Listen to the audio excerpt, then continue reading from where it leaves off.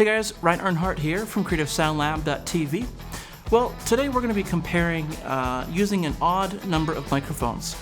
We don't often have our mics in pairs. Sometimes we have just some odd number of mics. Today is a kind of a which would you rather. Have a mono overhead and stereo room, or stereo overhead and mono room. So this seems to be one of the more popular questions that I get, and you know, I kind of have my answer to this, but I want to show you the examples from today first, and then let you make up your own mind, and then I'll share with you kind of my preference. Now, I've been checking out these mics from JZ Microphones for the past couple months, and I do have a review video coming up on both of these, the V11 and the Amethyst. And this is not a review video, but these are just mics that I happen to have set up, so perfect example, I have one Amethyst, but I have a pair of the V11s. So I realize this test isn't exactly apples to apples. The Amethyst sounds a bit brighter than the V11 does. And of course, one will be in stereo, one will be in mono. And so when I switch from the darker to the brighter mics, it'll be a little bit different of a mix. However, what I did is I listened in mono and then got the volume of the room sound based on a mono mix. So I actually was able to get the levels fairly close just using a technique by listening in mono. That way I wasn't thrown by the fact that one example, the overheads were in stereo, and then the other example, the room mics were in stereo. So I hope it's a pretty fair test, at least as fair as it can be. So here we go. First up, I'm going to start out with a stereo overhead and a mono room mic.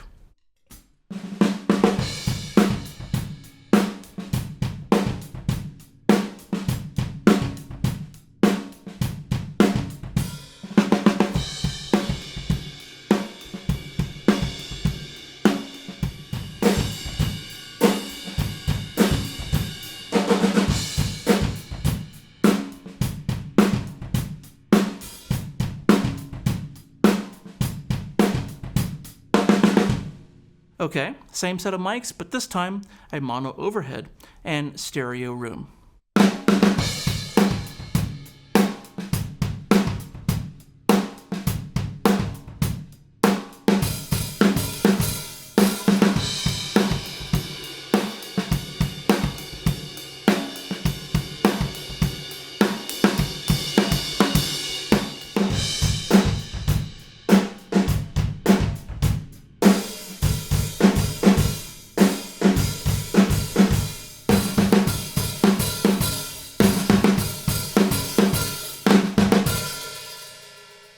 Okay, so I'll say that definitely you could go either way on this. I mean, both mics actually do really well in either situation.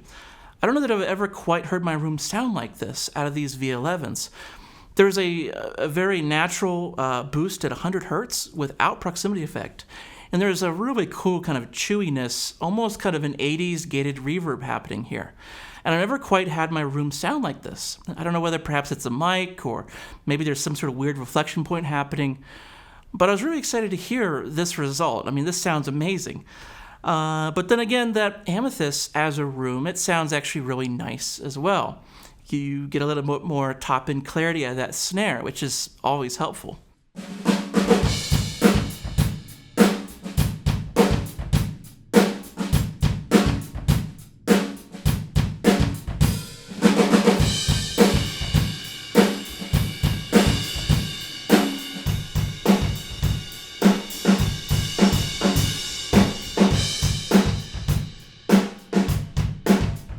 I'm really curious to see what you would pick out of these. But for me, I'm usually going to have close mics on the toms. So I'll have a kick mic, a snare mic, close mics on toms. And this is why it kind of goes in the direction I'm picking here. Is because those close mics on toms can be panned. The kick and snare are usually right down the middle. And if I have a mono overhead, I can still get somewhat of a stereo-like sound by panning the high tom slightly to one side, panning the floor tom slightly to the other side. Furthermore, having a mono overhead just simplifies the whole drum recording process. Instead of having two locations to collect sound from, you instead just have one. And this means that any issues that you may be hearing can hopefully be negated. If, say, I had some slapback echo or some flutter echo, I could treat a portion of the wall to the left or to the right of the drums and hopefully treat the area and get a cool sweet spot right where I need and right where I have that one mic. With two mics, it's possible that each mic may have slightly different issues that you have to fix, and therefore you need a little bit wider sweet spot to record drums. Furthermore, if you wanted to add EQ, compression, just having something in mono tends to stick together a little bit more. I like my effects, my reverbs, and basically this room is a stereo reverb for my snare. This is going to get my snare the biggest depth, the biggest three-dimensional quality. And for me, although the room mic can sometimes be kind of a wash of cymbals, I'd rather have that option of having a nice stereo sound to make the drums sound really big. Of course, when I say drums, it's mostly coming down to that snare drum, making sure that I have a really nice kind of room sound for the snare drum. Now, to make the argument for stereo overheads and a mono room sound, you could say that, our music, maybe it's an aggressive style of playing with, lots of different crash cymbals, and we want those crash cymbals to be coming out of, the left and right speaker. Almost kind of a hard panning type of an effect. And we see this a lot with space pair, where space pair gives us this really cool stereo widening effect for the drums, and especially those cymbals. But we also have to consider our role of the room sound in your actual mix. How important is the room sound going to be? With a mono room sound, it's almost kind of a texture. It might get buried just a little bit more. Sometimes I even kind of pan it off to one side or another just so it's not right down the middle. And it's not something that we're really relying on to give a lot of the three-dimensional quality to the drums. And so we may be using a lot of close mics in the mix, maybe we're using less overheads, and we want that stereo widening of the spaced pair, and the room mic isn't quite as important. And so all those kind of mentalities of lots of close mics, very in-your-face drum sound, I could see going for a stereo overhead pair rather than just a mono overhead and stereo room.